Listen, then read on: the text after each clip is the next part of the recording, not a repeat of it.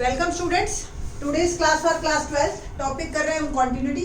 और आज जो है थोड़ा सा पोर्शन को इंटरेस्टिंग बनाने की कोशिश करती हूँ। थोड़ा बोरिंग सा पोर्शन शुरू हो रहा है हमारा।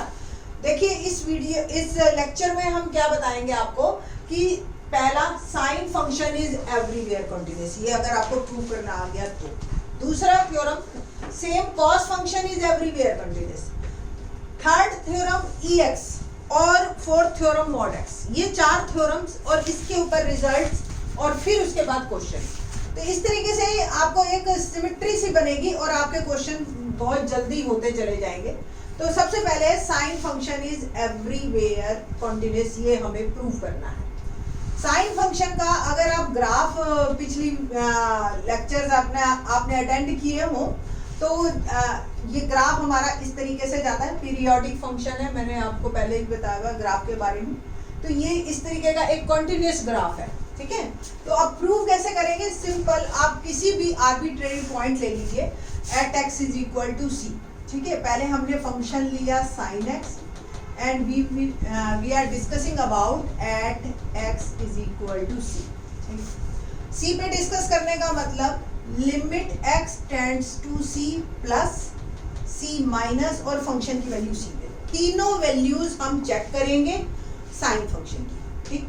तो जब हम राइट हैंड लिमिट पे बात कर रहे हैं, अभी आप c से बात कर रहे हैं, कोई भी पॉइंट है रेंडमली x का कोई भी पॉइंट, ठीक है, इसलिए हमने एज ए कांस्टेंट लिया। तो c प्लस पे फंक्शन साइन x है। इन द नेक्स्ट स्टेप हम क्या करेंगे? x tends to c plus h sine x, limit h tends to 0 sine c plus h, ठीक है। और साइन a प्लस b का आपको फॉर्मूला आता है। क्या फॉर्मूला होता है? Sine a cos b plus cos a sine b, है ना। अब वैल्यू डालिए h की। अगर आप लिमिट डालते हैं तो sine c cos 0 plus cos c sine 0, and you know that sine 0 is 0 and cos 0 is 1। तो cos 0 1 मैंने डाला तो sin c इंटू 1 और ये sin c cos c into 0 into something 0 और ये वैल्यू आ गई sin c, ठीक है। इसी तरह से अगर आप लेफ्ट हैंड लिमिट करते हो तो लेफ्ट हैंड लिमिट में आपका यहाँ c माइनस आ जाएगा, c माइनस अल्टीमेटली ये भी sin c। आप खुद कीजिएगा इसको और यहां से फंक्शन की वैल्यू c पे आप क्या निकालेंगे? साइन c, x की जगह c। So function is continuous everywhere. ये आपने साइन x फंक्शन को कॉन्टिन्यूअस प्रूव किया, ठीक। Similarly no need to write, बहुत ज्यादा इसको राइट करने की जरूरत नहीं है। ये मैं आपको एज ए थ्योरम बेस करवा रही हूँ। क्यों करवा रही हूँ अभी देखेंगे आप कि कौन कौन से क्वेश्चन इससे कवर हो जाएंगे हमारे।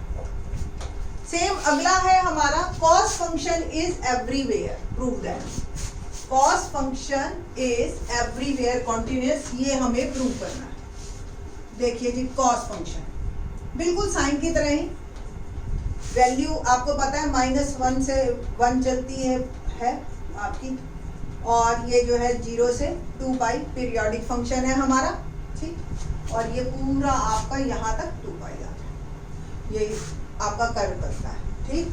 आपको सेम साइन की तरह ही हमें इस फंक्शन पे बात करनी है, F X is equal to cos X. Same arbitrary point पे हम बात कर रहे हैं at x is equal to C. Same right hand limit देखते हैं हम, फंक्शन की value limit X tends to C plus H, ठीक है। और यहाँ पे फंक्शन मेरा आ गया cos X. In the next step h tends to 0 cos c plus h, c plus h, limit h tends to 0 cos c plus h, limit cos a plus b, formula आपको ध्यान होगा, limit h tends to 0 cos a cos b minus sin a sin b, ठीक है। और cos c cos h की value डालिए, cos c cos 0 minus sin c sin 0, और sign 0 0 होता है और cos 0 1 होता है, तो cos c is our answer, यहाँ से आ जाएगा। 12th क्लास है, बहुत ज़्यादा एक्सप्लेन करने की जरूरत है, आई थिंक सो आप लोगों को समझ आ गया हुआ है, ठीक। तो यहाँ से और फंक्शन की वैल्यू c पे क्या होगी? कॉस दोनों सेम है, फंक्शन इज कॉन्टिन्यूस। नेगेटिव के लिए भी मतलब c minus H left hand limit के लिए भी आप ऐसे ही कर सकते हो। क्वेश्चन इसके बाद हमारे पास दो थ्योरम्स हैं। थ्योरम देखते हैं। अभी हमने जो किया वो साइन एक्स और कॉस एक्स फंक्शन जो है हमारे कंटिन्यूस हमने प्रूव कर चुके हैं। अब यही थ्योरम क्या है, सपोज दो फंक्शन है F and G with two real function, ठीक है, और वो कंटिन्यूस है at A real number C या सब जगह, देन दोनों का सम इज आल्सो कंटिन्यूस। दोनों का डिफरेंस यानी कि एफ और जी का सम, एफ और जी का डिफरेंस इज कंटिन्यूस। अगर ये दो अलग अलग कंटिन्यूस हैं तो उनका सम भी कंटिन्यूस होगा, डिफरेंस भी कंटिन्यूस होगा, प्रोडक्ट भी कंटिन्यूस होगा और उनका कोशिएंट जो है डिवीजन भी कंटिन्यूस होगा। और तो और उन दोनों का जो कंपोजिट फंक्शन बनता है वो भी कंटिन्यूस होता है। Composite function is also continuous. अब ये यूज कहाँ होगा, इतनी देर से आप इसी पे सुन रहे हैं। तो क्वेश्चन नंबर 21 देखिए, डिस्कस द कंटिन्यूटी।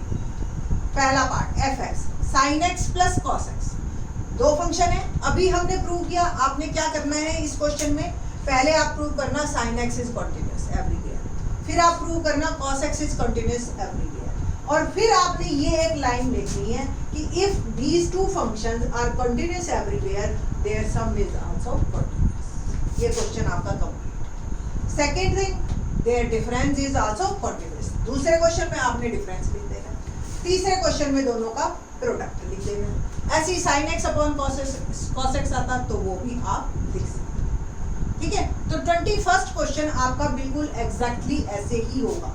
इवन अगर आप बुक में देखो अपनी तो 25th क्वेश्चन भी ऑलमोस्ट ऐसा ही है, बट कोई बात नहीं, उसको मैं अलग से डिस्कस कर दूंगी।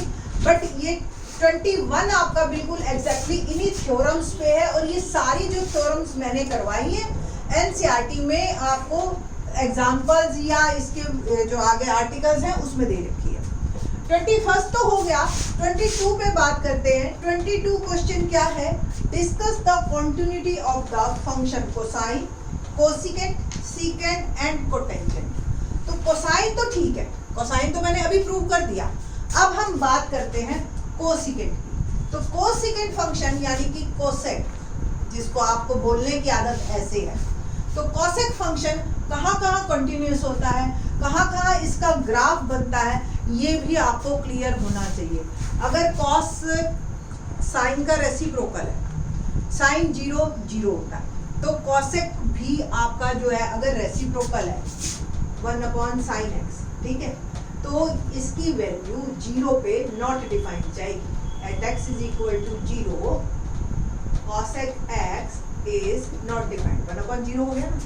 सेम n पाई, क्योंकि साइन x हर 0 फिर पाई फिर 2 पाई सब जगह जो है 0 होता है और ये नॉट डिफाइंड। तो इट मीन्स cosec x हमारा हमेशा कंटिन्यूस रहेगा, बट एक n पाई पे नहीं रहेगा, ठीक है।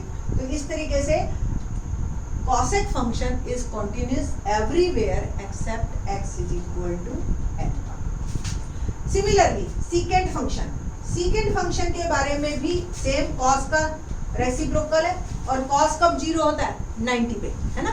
90 पे यानी कि 2n + 1 π/2, π/2, 3 π/2, 5 π/2, यानी कि ऑड नंबर, π/2 के साथ ऑड नंबर लगा होगा। ऐसे प्लेस पे आपका cos x 0 होता है और सीकेंट x नॉट डिफाइंड हो जाता है, और सीकेंट x नॉट डिफाइंड होते ही वहां पे आपका ग्राफ डिसकंटिन्यूअस हो जाएगा। तो secant is continuous everywhere except 2n + 1 π/2 where n is integer, where n is integer, okay. और नेक्स्ट है हमारे पास कोटेंजेंट। कोटेंजेंट किसका उल्टा होता है, tan का, है ना। tan कहाँ 0 होता है, 1/tan आपको पता हो 90 पे नॉट डिफाइंड होता है ना, और 0 पे 0 होता है, ठीक। तो cot जो है आपका 90 में तो 0 हो गया, बट 0 पे नॉट डिफाइंड हो गया, उल्टा हो जाएगा ना। तो 0 पे सेम साइन की तरह चलेगा, x is equal to n pi पे ये डिसकंटिन्यूअस हो गया, यहाँ पे ये कॉन्टिन्यूस नहीं है और वेयर एंड बिलोंग्स टू। तो ये बातें आपको बहुत ज्यादा रटने की जरूरत नहीं है अगर आपको समझ आ चुकी है, लिंक बना के चलिए, क्योंकि कितना रटोगे, बहुत चीजें हो जाएंगी अगर ऐसे रटने लग गए। आप लिंक बना के चलिए, ग्राफ को अपने दिमाग में बना के चलिए। मैंने आपको पहले भी बताया था, अपने अपने मोबाइल में डेस्मोस डाल लीजिए, बहुत छोटा सा एक ऐप है, एक आप उसमें कौसे का डालेंगे, ग्राफ बन के तैयार हो जाएगा। ठीक, तो आप देखिएगा और चेक कीजिएगा, ग्राफ से कॉन्टिन्यूटी बहुत बढ़िया आती है। ग्राफ आपको, एक हमने बचपन में गेम खेलते थे कि बिना उठाए और बिना पेंसिल रिपीट किए आप लोग ऐसे बनाइए, ऐसे बनाइए, ऐसे बनाइए, इस तरीके से आप बनाते थे, गेम खेलते थे। तो वही सेम चीज है कि आपका अगर पेन लगातार चल रहा है, बीच में ना उठ रहा है ना ब्रेक हो रहा है, तो वो फंक्शन कॉन्टिन्यूअस है। ठीक, तो बस इसी बात को आपने फॉलो करना है। ठीक, तो नेक्स्ट क्वेश्चन बाकी हमारे लेक्चर में।